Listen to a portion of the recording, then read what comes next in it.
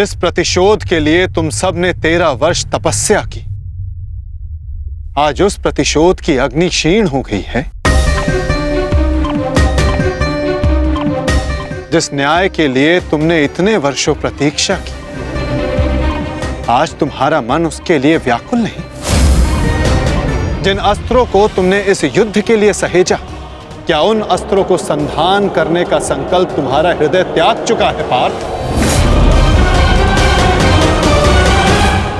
क्या अब तुम्हें यह युद्ध अनिवार्य प्रतीत नहीं होता पार्थ?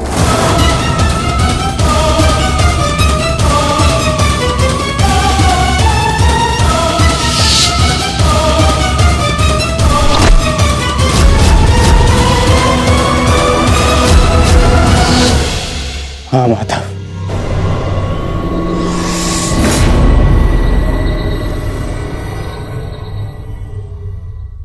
यह युद्ध अनिवार्य है। तो फिर तुम व्याकुल क्यों हो पार्थ? कहीं तुम्हें यह स्मरण तो नहीं हुआ है कि कैसे महामहिम भीष्म ने तुम्हें प्रेम दिया, तुम सबको संरक्षणा दी, वन से वापस बुलाकर तुम्हें तुम्हारा अधिकार दिया, कि कैसे आचार्य द्रोण ने तुम्हें सर्वश्रेष्ठ धनुधर बनाने के लिए एकलव्य को, कर्ण को धनुधर की विद्या से वंचित रखा और पाप का भार अपने सर पर लिया। तो क्या यह असत्य है माधव? क्या उन्होंने ये सब नहीं किया? क्या उनका वध करना धर्म है? मेरे पक्ष का क्या? वहां के निर्दोष भी इस युद्ध में मारे जाएंगे। ये नाश क्यों? तुम्हारा कार्य युद्ध करना है पार्थ, धर्म अधर्म की तुलना करना नहीं।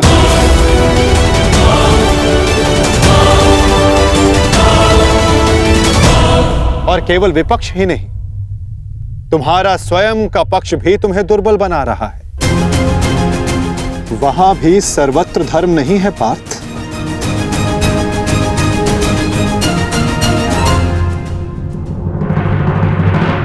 आओ, मैं तुम्हें अपना पक्ष दिखाता हूं।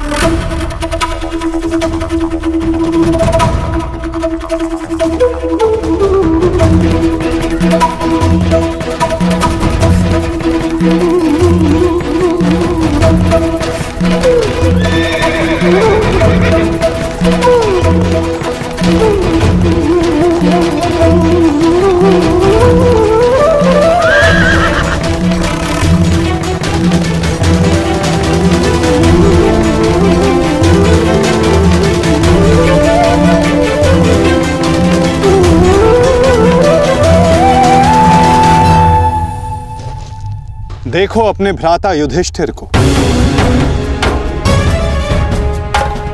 भ्राता भीम को, नकुल सहदेव को, अपने भतीजों को, अपने पुत्रों को।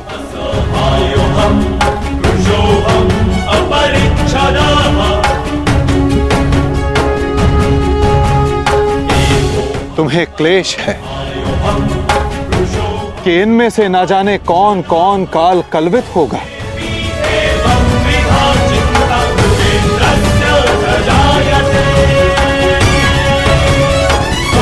इनकी मृत्यु की संभावना तुम्हारे मन को दुर्बल बना रही है पार्थ।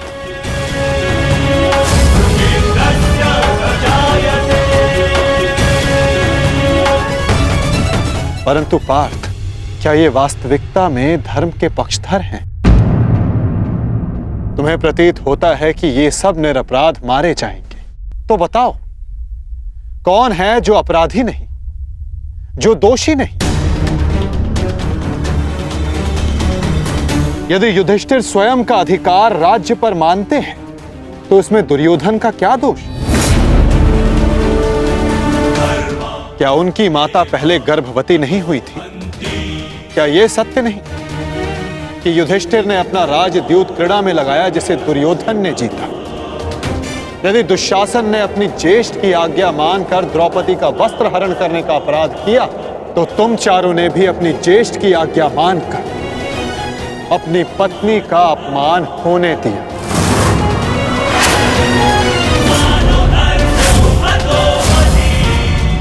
जिस कर्ण ने अपने कौशल से अपनी श्रेष्ठता सिद्ध की, उसे बार बार सूत पुत्र कहकर पुकारना क्या भीम का अपराध नहीं था? द्यूत क्रीड़ा के नियम जानते हुए भी युधिष्ठिर ने उसका प्रस्ताव स्वीकार किया। क्या यह युधिष्ठिर का अधर्म नहीं था? तो बताओ पार्थ, कहां धर्म है और कहां अधर्म? कौन दोषी है और कौन निर्दोष?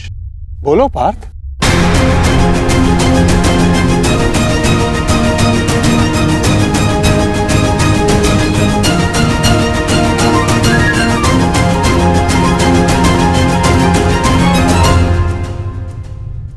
आपने उचित कहा माधव। दोनों ही पक्षों में धर्म भी दिखता है और अधर्म भी। परंतु मैं क्या करूं? अपना कर्तव्य जानो पार्थ, चूंकि तुम अभी तक धर्म का स्वरूप नहीं जान पाए हो। उचित कहा आपने। मेरा अंग अंग कांप रहा है, मंद हो गई है, कांधे हाथ से बार बार सरक रहा है। मैं इस महाविनाश का पूर्व अनुमान करके चिंतित हो गया। कोई अपमान इतना बड़ा नहीं, कोई प्रतिशोध इतना प्रबल नहीं कि सहस्त्रों के लाखों के प्राणों की आहुति देकर पूरा किया जाए। मैं इतने बड़े विध्वंस को, महाविनाश को स्वीकार नहीं कर पा रहा हूं माधव। विनाश से ही विकास का प्रारंभ होता है पार्थ। निर्माण के विज्ञान में विध्वंस का ज्ञान अति आवश्यक है। यदि एक डाली काटो तो उससे दो डालियां जन्म लेती। यदि एक नए पौधे का निर्माण करना हो तो उस फल को पेड़ से टूटकर दूर जाना होता है। जिस भारत के विध्वंस से तुम आज व्याकुल हो, कल वही नए भारत का सृजन करेगा पार्थ। यदि नया घर बनाना हो तो पुराने घर को तोड़ना होता है। क्लेव्यम मास्मगमः पार्थ नैतत्वयि उपपद्यते। ये मोह, ये नपुंसकता एक योद्धा को शोभा नहीं देती पार्थ। उठो, जागो और अपना शस्त्र उठाओ पार्थ। तब तक संघर्ष करते रहो जब तक तुम्हें तुम्हारा लक्ष्य ना मिल जाए।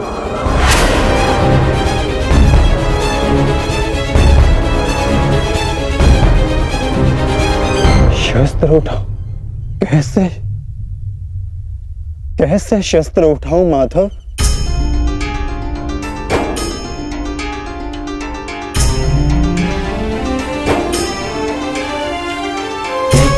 धर्मं च लोभं च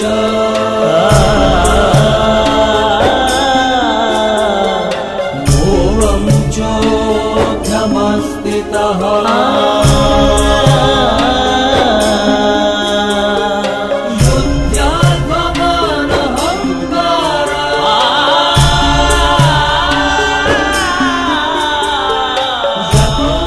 जिनकी सेवा और आज्ञा पालन करना जीवन का धर्म है,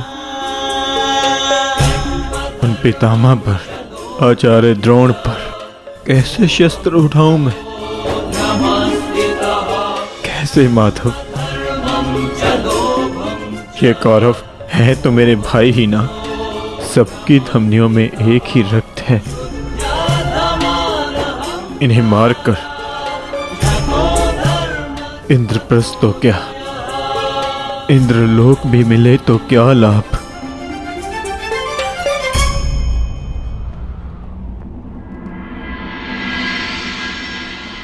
मनुष्य पौरुष करता है ताकि उसका भविष्य बन सके, कर्म करता है ताकि उसकी संतान सुखी रह सके।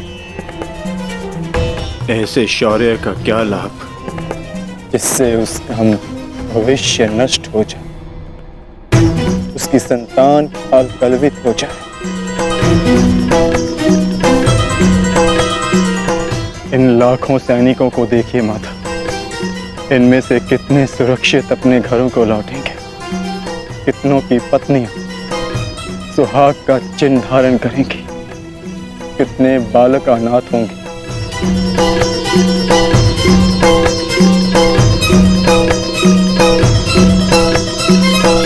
कौन बचेगा उन्हें धर्म और भविष्य सिखाने के लिए? मैं देख रहा हूं माता, इस धर्म युद्ध के पश्चात अधर्म और भी बढ़ेगा।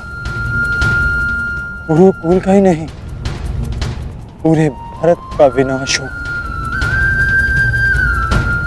आज के नियम टूटेंगे। क्या भविष्य को यही आशा है हमसे? तर्क बुद्धिमतपूर्ण है पार्थ, परंतु अर्थ मूर्खतापूर्ण। क्या नष्ट हो जाएगा? कैसा दुख होगा पार्थ? यदि वृक्ष के कुछ पत्ते झड़ जाएं, तो वो दुख का कारण नहीं होते पार्थ। पत्तों के जन्म का तात्पर्य वृक्ष को जीवन देना होता है, स्वयं का जीवन जीना नहीं। ठीक उसी प्रकार मनुष्य का जीवन और मरण, उसका केवल एक ही लक्ष्य होता है पार्थ, समाज में सुख, समाज में धर्म स्थापना। और आज ये समाज तुमसे यही युद्ध मांग रहा है, युद्ध मांग रहा है, युद्ध मांग रहा है, युद्ध मांग रहा है। मैं कह चुका हूं कि विनाश से उद्भाव प्रारंभ होता है। आज समाज में भेदभाव, लोभ, लालच विष बनकर व्याप्त हो रहा है। जो धर्म वर्षों पहले वेदों ने स्थापित किया था, वो आज केवल एक शब्द बनकर रह गया है पार्थ। धर्म का मर्म लुप्त हो गया। तुम्हारे समक्ष कर्ण का उदाहरण है पार्थ, जो वर्ण व्यवस्था कर्म पर आधारित थी, आज उस पर जन्म हावी हो गया है पार्थ। सहस्त्रों का कौशल, उनकी प्रतिभाएं दबाई जा रही हैं पार्थ। समाज नया परिवर्तन मांग रहा है, नई परंपराएं मांग रहा है, और वो सब संभव होगा इस युद्ध से, इस युद्ध से, इस युद्ध से। इस युद्ध से नई परंपराएं जन्म लेंगी। वो व्यवस्था टूटेगी जो आज समाज को तोड़ रही है पार्थ। वर्षा से पूर्व आकाश और धरा दोनों मलिन रहती है पार्थ, परंतु वही वर्षा आकाश और धरा को स्वच्छ बना देती है। और ये युद्ध वही वर्षा है पार्थ, जिसे धरा पुकार रही है। अपने झूठे मोह से मुक्त हो जाओ पार्थ,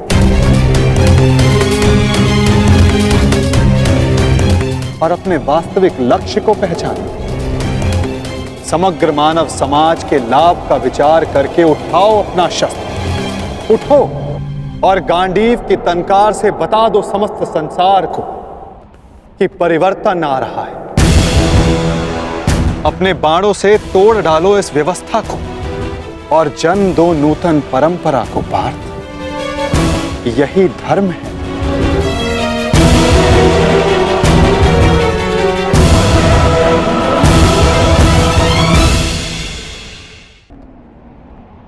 मैं आपके शब्द सुन पा रहा हूं माधव, परंतु इनका अर्थ हृदय तक नहीं जाता। मन संशय से इतना भरा,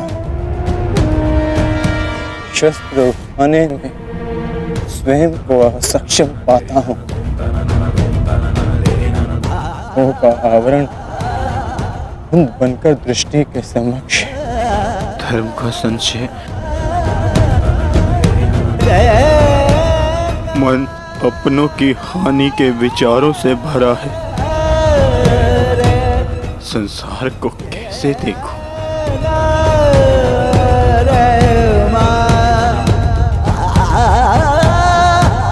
आप मेरे सारथी हैं माधव।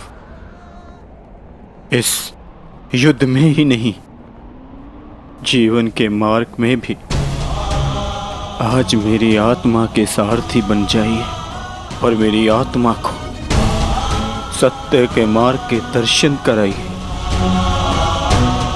मुझसे वो कहिए जिसे सुनकर मेरी निर्बलता दूर हो जाए।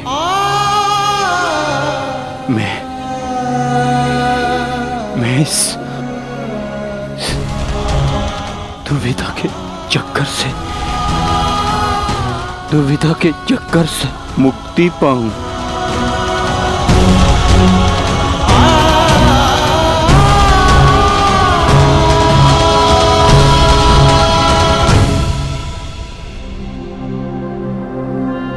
पार्थ,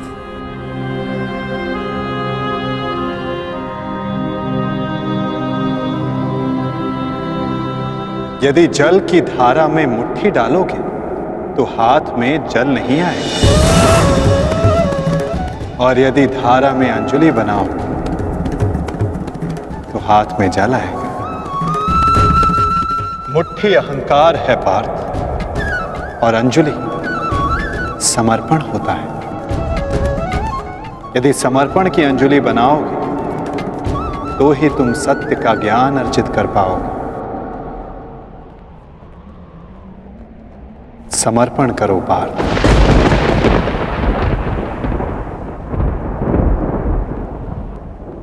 मैं समर्पण करता हूँ, समर्पण करता हूँ, समर्पण करता हूँ, समर्पण करता हूँ।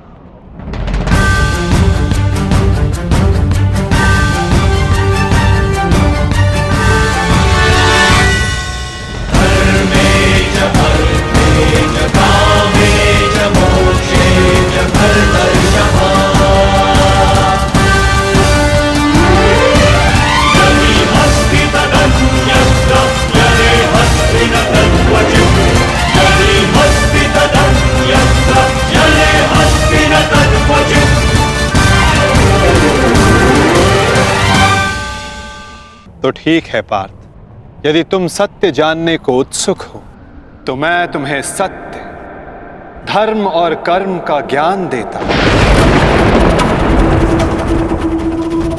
मैं तुम्हें धर्म और कर्म का मर्म समझाता हूं पार्थ।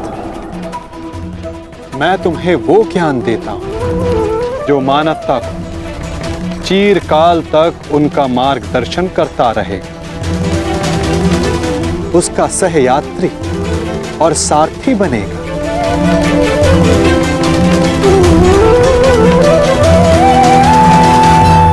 तो समर्पण भाव से सुनो पार्थ, वो ज्ञान जो मैं तुम्हें अर्पण करने वाला।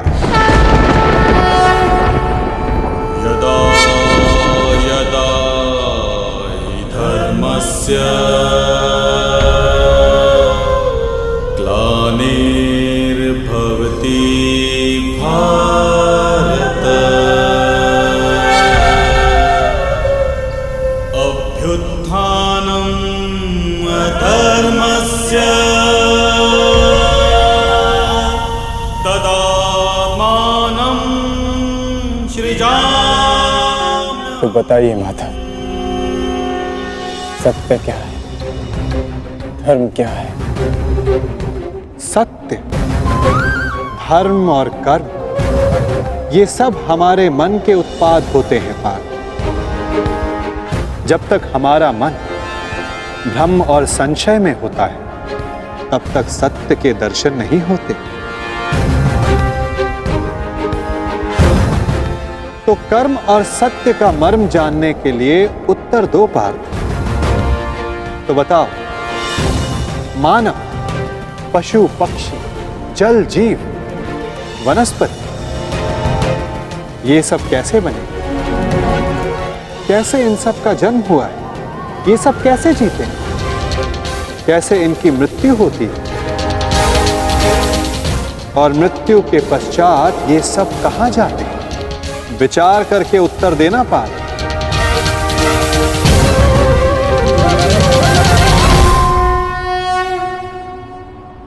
क्योंकि इसी प्रश्न में तुम्हारे भ्रम का उत्तर छिपा हुआ है। तो बताओ। देह मिट्टी से बना है माधव।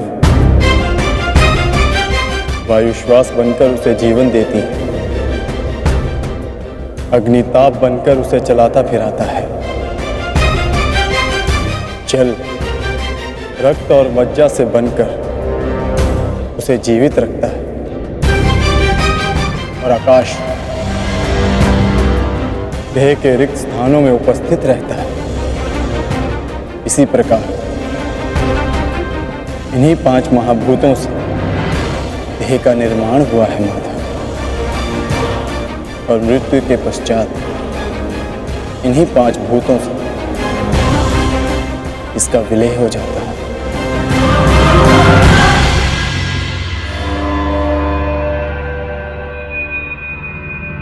तो इसका अर्थ यह हुआ पार्थ कि मेरा, तुम्हारा, महामहिम भीष्म और आचार्य द्रोण, हम सब का देह इन 5 महाभूतों से बना है, जिसे अंततः उन्हीं में मिल जाना है। तो मोह किसका पार्थ? इस माटी से बने देह का